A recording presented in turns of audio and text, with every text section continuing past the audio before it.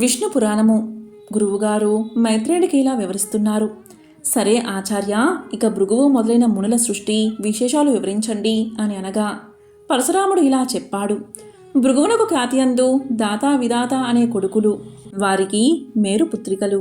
ఆయతి నియతి అనే కన్యలు భార్యలు.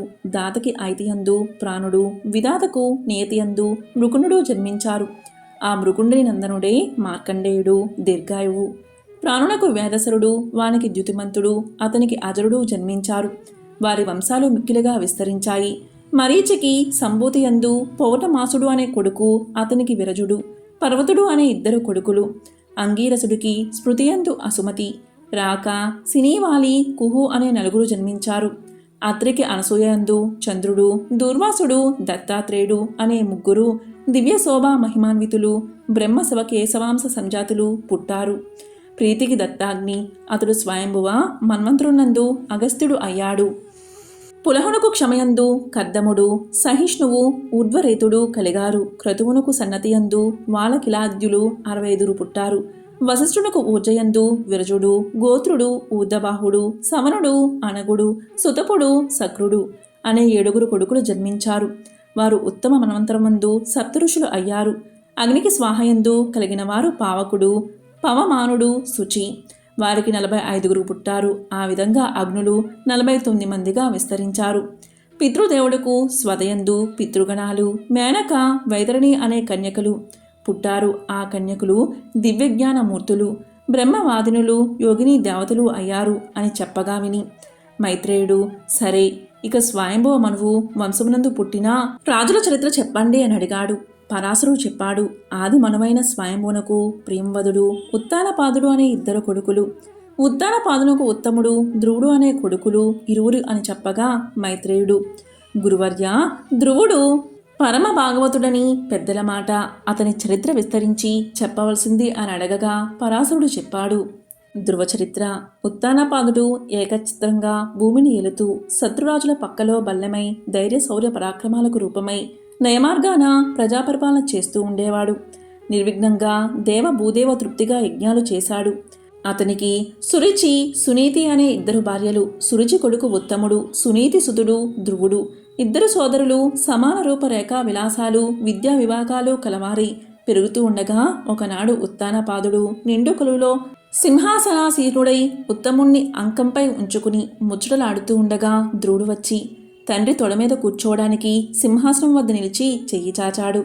ఆ సమయంలో సవతి తల్లి సురుచి సభా మర్యాదను పాటించగా సవతి మత్సరంతో ధ్రువుణ్ణి వారించి నీరసంగా చూసి, ఆగరా ఆగు, ఈ సింహాసనం ఎక్కడానికి నా కొడుకు అర్హుడు కాని నువ్వు కావు. ఈ రాజుకి నేను ప్రియపత్నిని. సిరి, సంపద, ఐశ్వర్యం అంతా నాది. నీ తల్లి నా సవతిగా ఉండడానికి ఏదో అదృష్టమంతే. నా దగ్గరకు వచ్చి ఏదో వాగుతూ ఉంటుంది. నేనా మాటలు లక్ష్యపెట్టను. ఈ సింహాసనం ఎక్కడానికి నా కొడుకు ఉత్తముడు తగినవాడు. నీకు అలాంటి ఉత్తమత్వం ఉంటే ఆ అదృష్టం నీకు కలుగుతుంది. ఊరక చెయ్యి చాస్తే ఆ అదృష్టం పట్టుతుందా? పోరా అని చెయ్యి పట్టుకుని వెనుక్కు నెట్టి వీపు మీద చరిచింది. ఇక ధ్రువుడు చెమ్మగిలిన కనులతో బిరబిరా నడిచి తల్లి వద్దకు వెళ్ళి పెదతల్లి చేసిన పని తండ్రి ఉపేక్ష ఏడుస్తూ చెప్పాడు. ఆ ముద్దురాలు బయట చెరుగుతో కొడుకు కన్నీళ్లు తుడిచి అల్లనల్లన ఓదార్చి ఏడుపు మానించి నిరుగమ్మిన తన కళ్ళు అరచేతులతో ఒత్తుకుని సన్నని కంఠస్వరంతో ఇలా పలికింది. నాయనా సురుచి, అందంతా నిజం. రాజు దానిపై ప్రాణాలు నిలిపి ఉన్నవాడు కనుక దాని కొడుకుకి ఆ మన్నన కలుగుతుంది. ఆ పద్ధతిలో మనకి అంత చనువు ఎలా ఉంటుంది? అది సౌభాగ్యవతి కనుక దానికి దాని కొడుకుకి రాజు వల్ల మన్నన కలుగుతుంది. మనం మందభాగ్యులం, మనకా రాజు వల్ల మన్నన ఎలా కలుగుతుంది? ఇక ఆ సురుచి కొడుకు రాజై పరిపాలన చేసే సమయం వస్తే నువ్వు వాని అడుగులకు మడుగులొత్తూ బతకవలసి వస్తుంది. అలాంటి దౌర్భాగ్యానికి నువ్వు తల ఒగ్గితే నా కడుపున పుట్టిన ఫలితం నాకేమి దక్కుతుంది అని కంట నీరు కాచిన తల్లిని చూసి ఓదార్చి ధ్రువుడన్నాడు. అమ్మా విచారించకు, ఆ ఉత్తముడు రాజై రాజ్యమేలని. ఈ రాజుకి ఈ రాజ్యం సిరి సంపద ఇచ్చినవాడు మనకి ఇవ్వడా? ఇదిగో నా మాట విను. అన్న వల్ల ఇప్పటి రాజు పొందిన రాజ్యభోగాలు క్షణికములు.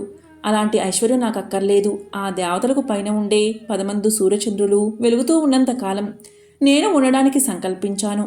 ఒక్కటే నా ప్రతిజ్ఞ అని తల్లిని ఓదార్చి ఆ చిన్న బాలుడు ధ్రువుడు ఎలాంటి విచారమూ లేక తపస్సు చేసే సంకల్పం తల్లికి చెప్పి నగరం నుంచి బయలుదేరాడు. నగరం వదిలి సమీపాన ఉన్న ఉద్యానవనంలో కృష్ణాజలములపై ఆసీనులై ఉన్న సప్తర్షులను చూసి నమస్కరించగా వారు అన్నారు, ఎక్కడి నుంచి వస్తున్నావు? ఎవరు నీవు? నీ పేరేమిటి? ఒంటరిగా ఎందుకిలా వచ్చావు అని అడగగా ఆ బాలుడు, నేను ఉత్తానపాదుడనే రాజుకొడుకును. నా పేరు ధ్రువుడు. తపస్సు చెయ్యాలని ఇలా వచ్చాను. నా పూర్వ పుణ్యఫలం వల్ల మీ దర్శనమైంది అని ధ్రువుడు చెప్పగా వారు ఆశ్చర్యంగా చూసి, రాజభోగాలు విడిచి ఇలా తపస్సు చేయడానికి నిశ్చయించుకున్నావా? ఏమి కారణం? నిండా 5 ఏళ్ల వాడవు, సుకుమార మోహనాకారుడవు, లవలేశమైన రోగబాధ ఉన్నట్లు కనిపించవు, తల్లిదండ్రులు సజీవులై ఉన్నవాడవు. ఇలాంటి నువ్వు కష్టసాధ్యమైన తపస్సుకి దిగడమేమిటి? ఇలాంటి చిన్నతనం, బుద్ధి విడిచి తిరిగిపో అని అనగా ధ్రువుడు సవతి తల్లి అన్న మాటలు, తండ్రి ఉపేక్ష, తల్లి విచారం, తన ప్రతిజ్ఞ చెప్పి ఇక తిరిగిపోయేదే లేదు. దయచేసి నా సంకల్పం సఫలం అయ్యేటట్లు మార్గోపదేశం చెయ్యండి అని చేతులు జోడించి నమస్కరించాడు. ధ్రువుడి సమాధానం విని వారు తమలో తాము అనుకున్నారు, యుద్ధంలో పగవాని బాణాలకు బాధపడని రాజనందనుడు సవతితల్లి పోటుమాటలకు బాధపడ్డాడా? ఆశ్చర్యం అని అనుకుని ధ్రువుణ్ణి చూసి, రాకుమారా, నీ కోరిక సఫలం కావాలి అంటే సర్వేశ్వరుడు సర్వశక్తి సంపన్నుడు భక్తజన పారిజాతం పద్మాక్షుణ్ణి ఉపాసించాలి. మునుపు మీ వంశకర్త స్వయంభువ మనువు ప్రియవ్రత ఉత్తానపాదులను ఆ వాసుదేవుణ్ణి భజించి కృతార్థులయ్యారు. మా వంటి మునులు ఆ లక్ష్మీకాంతుని ఉపాసించి అందరికీ సమ్మానులయ్యారు.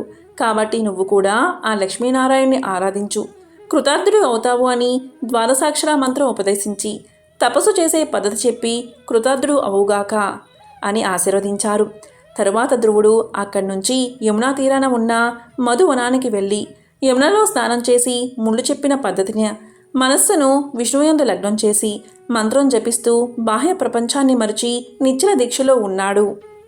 ఓ పాదం నేలమోపి ఊర్ధ్వబాహుడై ఉగ్ర తపస్సు చేస్తూ ఉండగా భూమి ఆ పాదం బరువుకి లోనికి కుంగిపోయింది. చివరకు ధ్రువుడి తపశ్చర్య చరాచర భూతకోటికి సహించరానిది అయింది. ఆ దశలో ఇంద్రుడు ధ్రువుడి తపస్సుకి విఘ్నం కలిగించాలని తలంచి యాములనే దేవతను రప్పించి వెళ్ళండి, భూత ప్రేత పిశాచ రూపాలతో ఉండే కూస్మాండ రాక్షస గణాలతో వెళ్ళి భయంకర ధ్వనులతో ఆ బాలుడు చుట్టూ అరవండి, వాడు భయపడి తపస్సు విడిచేటట్లు చెయ్యండి అని ప్రోత్సహించాడు. యామదేవతలు ఆ రక్కసులు వివిధ క్రూర జంతువులుగా మారి విషసర్పాల్లాగా, పెద్ద పులుల్లాగా, పిశాచాల్లాగా విషం చిమ్ముతూ మంటలు రొప్పుతూ భీకరంగా అరుస్తూ ధ్రువుడి చుట్టూ తిరగగా వారి ఆటలు వాడి ముందు సాగలేదు.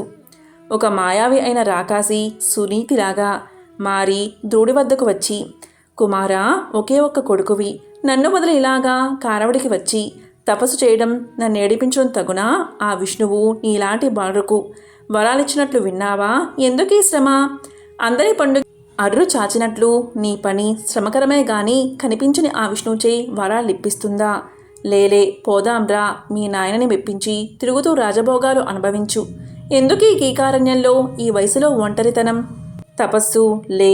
చిన్నతనంలో ఆటపాటలతో ముద్దు మాటలతో తల్లిదండ్రులు సంతోషపెట్టడం, యుక్త వయసు రాగా చక్కని చుక్కలాంటి కన్నెను పెళ్లాడి ఆనందంగా జీవించడం, వయసు ముదిరాక అడవికి వచ్చి తపస్సు చేయడం లోకధర్మం. అలా ప్రవర్తించక ఈ వయసులో తపస్సు ఏమిటి నాయనా? సవతి తల్లి ఏదో అన్నదని అలిగి ఇలా వచ్చావు. తొందరపాటు, ఆ మాట మరిచిపో. రాజ్యాధికారం మీ తండ్రి నీకు కలిగించే ఉపాయం ఆలోచించాను. రా, పట్టాభిషేకం నీకు. ఎన్నో నోముల నుంచి నిన్ను కన్నాను. మరి నన్ను ఏడిపించడం ధర్మమా? రా, నా మాట విను. రాజభోగాలు అనుభవిస్తూ నన్ను సంతోషపెట్టు. రావా, నీ ముందు ఇక్కడే నా ప్రాణం విడుస్తాను. ఇలాగా ఆ మాయామాత అన్న మాటలు ఒక్కటైనా ధ్రువుడి చెవికి ఎక్కలేదు. వాడి మనస్సు కమలాక్షుని ధ్యాన నిమగ్నమై ఉంది. బాహ్య ప్రపంచ ప్రవృత్తి ఎరగక రాతిబొమ్మలాగే ఉన్నాడు. కదల్లేదు, మెదల్లేదు. ఇంకా పరాశరుడు మైత్రేయ మహర్షికి ఇలా వివరిస్తున్నాడు. విష్ణు పురాణము. ఓం నమో నారాయణాయ.